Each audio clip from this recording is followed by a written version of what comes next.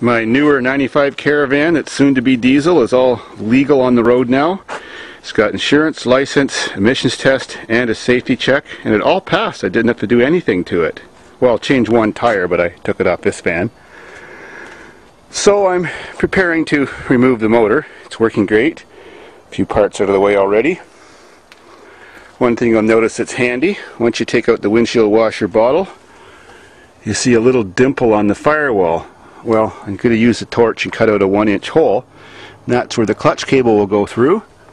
It already had the plastic plug in here on the shock tower to remove and put in the little nut plate that holds the bracket that holds the clutch cable on. Just had to remove that windshield washer bottle. Now I'm in the process of removing the brake pin for the pivot point for the brake pedal to add the 3-inch longer one to put on that clutch pedal. But the brake pedal plate you push on is a little bit wide, so I'm going to have to nip a little piece off, make it the same size as the ones on standard cars, and then put the rubber boot back on. I have cut a hole in my floor mat and a hole there for a shift cable to go through, and another hole way over there for the shift cable to go through on the other side.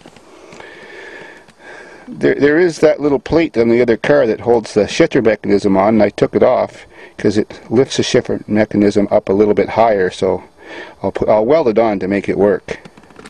There's the plate I'm talking about. As you can see, it raises the shifter mechanism an inch, so it'll still feel comfy when I'm driving it. It won't be sitting too low if I just weld it directly to the floor. That'll go right there. Then it'll all get covered up by the shifter mechanism. Seems a waste to pull a perfectly good 3-liter motor out and transmission, and I don't know what to do with it. Now this van does have an electronic speedometer, means it has no speedometer cable.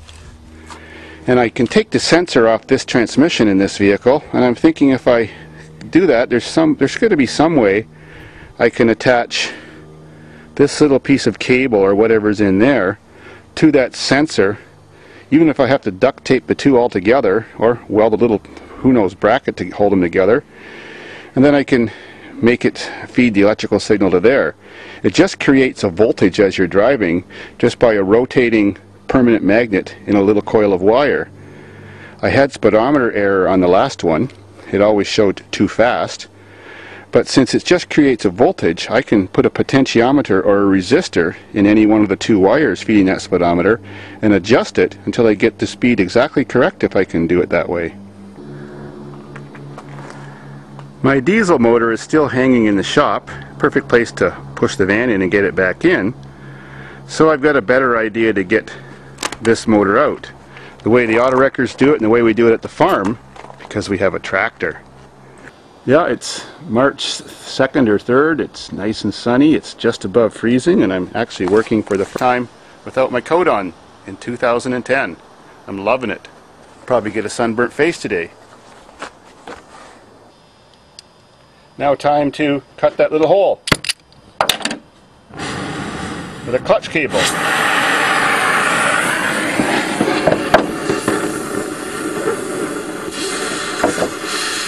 I've already removed the noise dampening fuzzy material behind there so it didn't catch fire. Good enough. Just got the brake pin bolt out. You can see the difference in length. And now to just slip the clutch cable in where I cut that hole. Right there. And mount that to those two bolts sticking out of the shock tower. Cable is in, couldn't be simpler. Now just to reattach the windshield washer bottle. Just like new.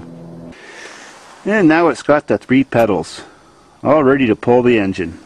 That's how you do it. A couple hours later, she's swinging.